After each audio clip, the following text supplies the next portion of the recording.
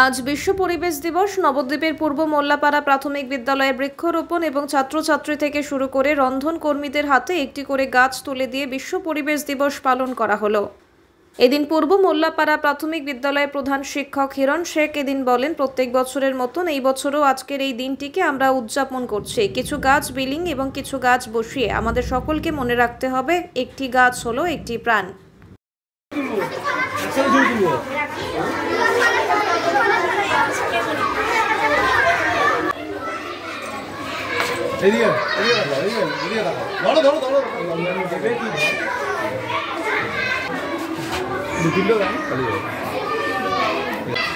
পরিবেশ রক্ষা করা আমাদের দায়িত্ব।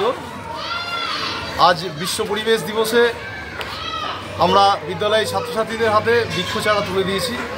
সারা বিশ্বকে সবুজায়নের লক্ষ্যে তাদের মধ্যে ছোটোবেলা থেকেই সেই সজাগবোধটা গড়ে তুলতে আমরা প্রতি বছরের ন্যায় এবছরও বিশ্ব পরিবেশ দিবস অর্থাৎ 5ই জুন তাদের হাতে এই বৃক্ষচারা তুলে দিয়েছি।